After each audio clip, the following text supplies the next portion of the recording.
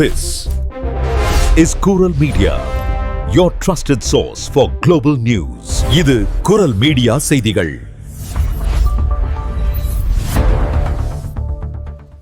இது குரல் மீடியாவின் இன்றைய பிரதான செய்திகள். செய்திகளை வாசிக்கும் நான் கோகுலநாதன் தமிழினி. முதலில் தலைப்புச் செய்திகள்.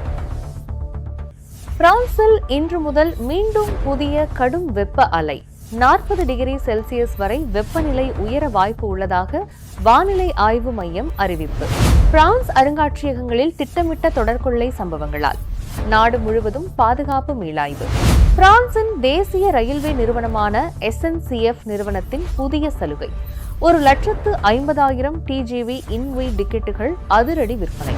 பிரான்சின் வெனிசியோ நகரில் சிறுவனை காரில் ஏற்றிவிட்டதாக கருதி தாய் காரை பின்னோக்கி செலுத்தியதால் நேர்ந்த விபரீதம். பிரான்சில் ஆகஸ்ட் மாத புதிய விதிகள். மாணவர் விசா, சேமிப்பு வட்டி மற்றும் நுகர்வோர் சட்டங்களில் ஏற்பட்டுள்ள மாற்றங்கள். சார்சல்ஸ் நகரில் யூத வழிபாட்டு தலம் மீது தாக்குதல் நடத்த திட்டமிட்டதாக 6 பேர் கைது. வாகனத்திலிருந்து அதிநவீன துப்பாக்கிகள், தோட்டாக்கள் பறிமுதல். ஐரோப்பிய ஒன்றியத்தின் புதிய செயற்கை நுண்ணறிவு விதிகள். பயனர்களிடம் உரையாடுவது AI தொழில்நுட்பம் என்பதை வெளிப்படையாக அறிவிப்பது கட்டாயம். பிரான்சின் ஆரஞ்சு பகுதியில் பெண் ஒருவர் வீட்டில் குழந்தை பெற்றெடுத்த நிலையில் கணவர் தேடிய போது உடல் பாகங்கள் சிக்கிய சம்பவம். தொடர்வன விரிவான செய்திகள். பிரான்சில் வார இறுதியில் நிலவிய சற்றே குளிர்ச்சியான வானிலைக்கு பிறகு ஜூலை 28ஆம் தேதியான இன்று முதல் நாடு முழுவதும் மீண்டும் ஒரு புதிய கடும் வெப்ப அலை பரவ தொடங்கும் என மெட்டியோ பிரான்ஸ் வானிலை ஆய்வு மையம் அறிவித்துள்ளது. புதன்கிழமையன்று வெப்பத்தின் தாக்கம் உச்சம் பெறும் எனவும் இந்த வாரம் முழுவதும் அதிக வெப்பநிலை நீடிக்கும் எனவும் எச்சரிக்கப்பட்டுள்ளது. இது 2026ஆம் ஆண்டின் கோடைக்காலத்தில் வீசும் 4வது கடுமையான வெப்ப அலை என்பதுடன் 1947ஆம் ஆண்டிலிருந்து தேசிய அளவில் பதிவாகும் 54வது வெப்ப அலையாகும். செவ்வாய்க்கிழமையன்று நாட்டின் பெரும்பாலான பகுதிகளில் 32 முதல் 35 டிகிரி செல்சியஸ் வரை வெப்பநிலை பதிவாகும். தென்மேற்கு பகுதிகளில் இது 36 முதல் 37 டிகிரி செல்சியஸ் வரை உயரும் என எதிர்பார்க்கப்படுகிறது.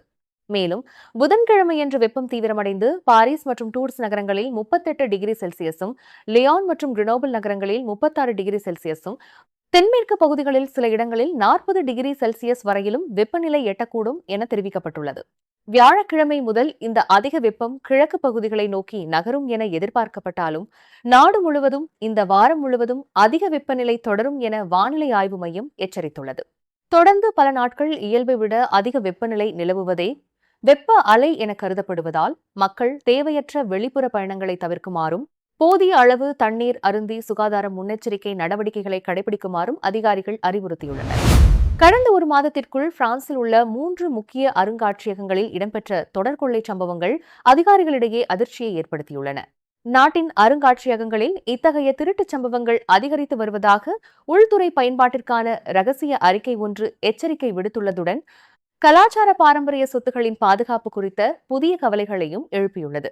குறிப்பாக லூவர் அருங்காட்சியகத்தில் நடைபெற்ற கொள்ளை மற்றும் பாஸ்ரின் பகுதியில் உள்ள முசே லாலிக அருங்காட்சியகத்தில் பல மில்லியன் யூரோக்கள் மதிப்புள்ள நகைகள் திருடப்பட்ட சம்பவங்கள் இதில் அடங்கும். திட்டமிட்டு செயல்படும் கொள்ளை கும்பல்களை அருங்காட்சியகங்களை தொடர்ந்து இலக்கு வைத்து வருவதாக விசாரணையாளர்கள் சுட்டிக்காட்டியுள்ளனர். இந்த அச்சுறுத்தல்களை தொடர்ந்து கலாச்சார அமைச்சகம் நாடு முழுவதும் உள்ள 3127 அருங்காட்சியகங்கள் மற்றும் பாரம்பரிய தளங்களில் பாதுகாப்பை பலப்படுத்தும் நடவடிக்கைகளை தீவிரமாக முன்னெடுத்து வருகிறது. இதன்படி கண்காணிப்பு, பாதுகாப்பு நடைமுறைகள் மற்றும் அவசரகால பதிலளிப்பு அமைப்புகள் மேம்படுத்தப்பட உள்ளதாக அதிகாரிகள் தெரிவித்துள்ளனர். கோடை விடுமுறைக்காக கடைசி நேரத்தில் பயணங்களை திட்டமிடுவோருக்கு மகிழ்ச்சியளிக்கும் வகையில் பிரான்சின் தேசிய ரயில்வே நிறுவனமான SNCF புதிய சலுகை ஒன்றை அறிவித்துள்ளது. குறிப்பிட்ட நாட்கள், குறிப்பிட்ட தொடர்ந்துகள் மற்றும் தேர்ந்தெடுக்கப்பட்ட சில இலக்குகளுக்கு மட்டுமே பொருந்தும் இந்த சலுகையின் கீழ் 1,50,000 TGV இன்வி அதிவேக தொடர்ந்து டிக்கெட்டுகள் விற்பனைக்கு கொண்டுவரப்பட்டுள்ளன. கோடை விடுமுறைக்காக ஏற்கனவே 32 மில்லியன் டிக்கெட்டுகள் விற்கப்பட்டுள்ள நிலையில் இந்த அதிரடி சலுகை அறிவிக்கப்பட்டுள்ளது. இந்த சலுகையின் மூலம் 1,00,000 2ஆம் வகுப்பு டிக்கெட்டுகள் 19 யூரோக்களுக்கும், 50,000 முதல் வகுப்பு டிக்கெட்டுகள் 29 யூரோக்களுக்கும் வழங்கப்படுகின்றன. ஜூலை 28ஆம் தேதி முதல் ஜூலை 30ஆம் தேதி வரை மட்டுமே இந்த டிக்கெட்டுகளை முன்பதிவு செய்ய முடியும். இந்த டிக்கெட்டுகள் ஆகஸ்ட் 10ஆம் தேதி முதல் அக்டோபர் 1ஆம் தேதி வரை மேற்கொள்ளப்படும் பயணங்களுக்கு மட்டுமே செல்லுபடியாகும். மேலும் இந்த சலுகையின் கீழ் வாங்கப்படும் டிக்கெட்டுகளை பின்னர் மாற்றவோ அல்லது பணத்தை திரும்ப பெறவோ முடியாது எனவும் இதனை வேறு எந்த தள்ளுபடி சலுகைகளுடனும் இணைத்து பயன்படுத்த முடியாது எனவும் SNCF நிறுவனம் திட்டவட்டமாக தெரிவித்துள்ளது. பிரான்சின் வெனிசியூ நகரில் தாய் ஒருவர் தனது 2 குழந்தைகளுடன் காரில் புறப்பட முற்பட்ட போது ஏற்பட்ட எதிர்பாராத விபத்தில் 2 வயது சிறுவன் உயிரிழந்துள்ளார். காரின் பின் இருக்கையில் மகனை அமர வைத்து விட்டதாக கருதிய தாய் காரை இயக்கி பின்னோக்கி செலுத்தியுள்ளார். ஆனால் அந்த சிறுவன் காரின் உள்ளே அமராமல் பின்புறம் நின்று கொண்டிருந்த நிலையில் கார் மோதி விபத்துக்குள்ளாகியுள்ளார். இந்த விபத்தில் பலத்த காயமடைந்த சிறுவனுக்கு மருத்துவ குழுவினர் தீவிர சிகிச்சை அளித்தும் அவனை காப்பாற்ற முடியவில்லை. விபத்தின் போது காரை இயக்கிய தாய் கர்ப்பிணியாக இருந்தார் என தெரிவிக்கப்பட்டுள்ளது. இச்சம்பவம் அப்பகுதியில் பெரும் சோகத்தை ஏற்படுத்தியுள்ளது. பிரான்சில் ஆகஸ்ட் மாதம் முதல் பல முக்கிய சட்ட, நிதி மற்றும் குடியேற்ற விதிகளில் மாற்றங்கள் நடைமுறைக்கு வந்துள்ளன. நிதித்துறையை பொறுத்தவரை 55 மில்லியன் மக்கள் பயன்படுத்தும் லீவ்ரே சேமிப்பு கணக்குகளுக்கான வட்டி விகிதம் 1.5% 1.7% உயர்த்தப்பட்டுள்ளது. மறுபுறம் ஒழுங்குமுறைப்படுத்தப்பட்ட மின்சார கட்டணங்கள் சராசரியாக 2.5% அதிகரிக்கப்படுவதால் குடும்பங்களுக்கு ஆண்டுக்கு சுமார் 26 யூரோக்கள் கூடுதல் செலவு ஏற்படும். அத்துடன் சொத்து வரி அறிவிப்புகள் வெளியாக உள்ளதால் அபராதத்தை தவிர்க்க உரிய நேரத்தில் வரியை செலுத்துமாறு பொதுமக்கள் அறிவுறுத்தப்பட்டுள்ளனர். அதிக வாடகை தேவை உள்ள பகுதிகளில் வாடகை உயர்வுக்கு விதிக்கப்பட்ட கட்டுப்பாடுகள் 2027 ஜூலை 31 வரை நீட்டிக்கப்பட்டுள்ளன. நுகர்வோர் பாதுகாப்பை உறுதி செய்யும் வகையில் ஆகஸ்ட் 11 முதல் நுகர்வோரின் முன் அனுமதியின்றி அல்லது நடப்பு ஒப்பந்தமின்றி நிறுவனங்கள் தொலைபேசி மூலம் விளம்பர அழைப்புகளை மேற்கொள்ள சட்டப்படி தடை விதிக்கப்பட்டுள்ளது. குடியேற்ற விதிகளில் ஐரோப்பிய ஒன்றியம் அல்லாத சர்வதேச மாணவர்கள் விசா பெற காண்பிக்க வேண்டிய குறைந்தபட்ச மாதாந்திர வருமான ஆதாரம் 615 யூரோக்களிலிருந்து 877.5 யூரோக்களாக உயர்த்தப்பட்டுள்ளது. கோடை விடுமுறையை முன்னிட்டு ஆகஸ்ட் முதல் வாரத்தில் கடுமையான போக்குவரத்து நெரிசல் ஏற்படும் என போக்குவரத்து முன்னறிவிப்பு நிறுவனமான பைசன் ஃபுட்டே எச்சரித்துள்ளது. விளையாட்டுத் துறையில் பெண்களுக்கான டூர் டி பிரான்ஸ் ஃபெம்ஸ் சைக்கிள் பந்தயம் ஆகஸ்ட் 1ஆம் தேதி சுவிட்சர்லாந்தின் லோசானில் தொடங்கி ஆகஸ்ட் 9ஆம் தேதி பிரான்சின் நைஸ் நகரில் நிறைவடைகிறது. மேலும் ஆகஸ்ட் நடுப்பகுதியில் பெர்சைட் விண்கல் மழை மற்றும் சூப்பர் மூன் ஆகிய சிறப்பு வானியல் நிகழ்வுகளும் வானில் தோன்றவுள்ளன. பிரான்சின் சார்சல்ஸ் நகரில் உள்ள யூதர்களின் வழிபாட்டு தலமான சினகாக் மீது தாக்குதல் நடத்த திட்டமிட்டதாக எழுந்த சந்தேகத்தின் பேரில் 6 பேர் கைது செய்யப்பட்டு தற்காலிக காவலில் வைக்கப்பட்டுள்ளனர். இவர்கள் மீது ஒழுங்கமைக்கப்பட்ட வாகன திருட்டு, சட்டவிரோத ஆயுத கடத்தல் மற்றும் விநியோகம் உள்ளிட்ட பல குற்றச்சாட்டுகளின் கீழ் வழக்கு பதிவு செய்யப்பட்டுள்ளது. சார்சல் சினகாக் இலக்காக கொண்டு தாக்குதல் நடைபெறலாம் என DGSI அமைப்புக்கு கிடைத்த தகவலை அடுத்து இந்த விசாரணை ஆரம்பமானது. கடந்த ஜூலை 11ஆம் தேதி அப்பகுதியில் சந்தேகத்திற்கு இடமான வகையில் நிறுத்தப்பட்டிருந்த டொயோட்டா வாகனத்தில் கலஷ்னிகாவ் தாக்குதல் துப்பாக்கி, பெரெட்டா கைத்துப்பாக்கி மற்றும் தோட்டாக்கள் கண்டுபிடிக்கப்பட்டன. இதன் காரணமாக பாதுகாப்பு அடிப்படையில் சுமார் 300 பேர் அப்பகுதியிலிருந்து அவசரமாக வெளியேற்றப்பட்டனர்.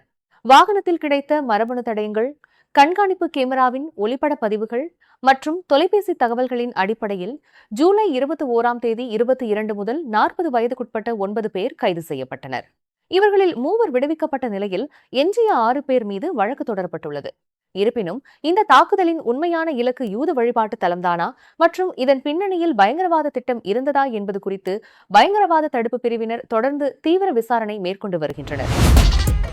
உறவுகளுடைய இழப்பு அப்படின்றது ஈடு செய்ய முடியாதது. ஆனா அந்த இழப்பு செய்தியை பிரசுரிக்க அதிக பணத்தையும் இழக்க வேண்டுமா? இனிமே அப்படி தேவையில்லை. உங்கள் கண்ணீர் துடைக்க கண்ணீர்.com நாடுங்கள். உங்கள் உறவுகளின் அறிவித்தல்களை மிக குறைந்த சேவை கட்டணத்தோடு பிரசுரியுங்கள். அதிக பணத்தை அள்ளி வீச தேவையில்லை.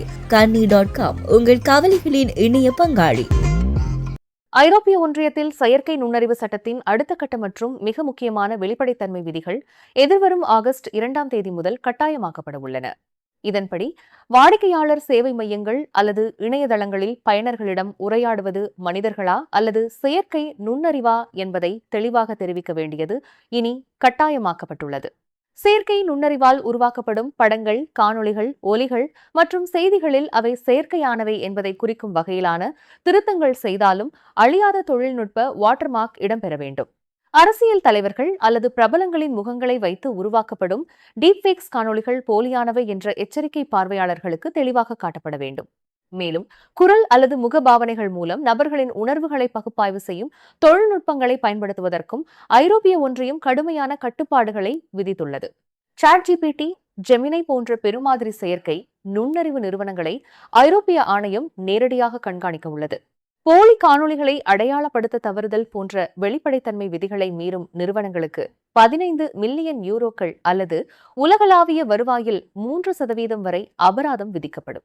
அடிப்படை உரிமைகளை மீறும் தடை செய்யப்பட்ட நடைமுறைகளை பின்பற்றினால் இந்த அபராதம் 35 மில்லியன் யூரோக்கள் அல்லது ஒட்டுமொத்த வருவாயில் 7% வரை விதிக்கப்படும் என ஐரோப்பிய ஒன்றியம் கடுமையாக எச்சரித்துள்ளது. பிரான்சின் ஆரஞ்சு நகரில் உள்ள ஒரு தம்பதியின் வீட்டில் 4 பச்சிளம் குழந்தைகளின் எலும்புக்கூடுகளும் மற்றொரு குழந்தையின் சடலமும் கண்டெடுக்கப்பட்ட சம்பவம் பெரும் அதிர்ச்சியை ஏற்படுத்தியுள்ளது. 32 வயதான குறித்த தம்பதிக்கு ஏற்கனவே 8 மற்றும் 9 வயதில் 2 குழந்தைகள் உள்ளனர். இந்நிலையில் கடந்த ஞாயிற்றுக்கிழமை அப்பெண் வீட்டில் மேலும் ஒரு ஆண் குழந்தையை பெற்றெடுத்துள்ளார். மனைவியின் கர்ப்பத்தை தாமதமாகவே அறிந்த கணவர் சந்தேகத்தின் பேரில் வீட்டில் தேடியபோது உடலின் எஞ்சிய பாகங்களைக் கண்டு காவல்துறையினருக்கு தகவல் தெரிவித்துள்ளார். தகவல் அறிந்து வந்த காவல்துறையினர் மற்றும் தடயவியல் நிபுணர்கள் வீட்டில் நடத்திய தீவிர சோதனையில் அங்கு மறைத்து வைக்கப்பட்டிருந்த எலும்புகள் மற்றும் சடலம் ஆகியவை மொத்தம் 5 பச்சிளம் குழந்தைகளுக்குரியது என்பது உறுதி செய்யப்பட்டுள்ளது.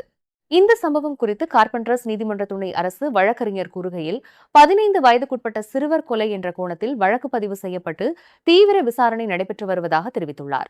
இதற்கிடையே தம்பதியின் மூத்த குழந்தைகள் இருவரும் புதிதாக பிறந்த ஆண் குழந்தையும் பாதுகாப்பு கருதி அரசின் குழந்தை நல பாதுகாப்பு அமைப்பின் பராமரிப்பில் ஒப்படைக்கப்பட்டுள்ளனர். நீங்கள் இதுவரை கேட்டது குரல் மீடியாவின் பிரதான செய்திகள். மேலும் இதுபோன்ற செய்திகளை அறிய குரல் மீடியாவை சப்ஸ்கிரைப் செய்யுங்கள்.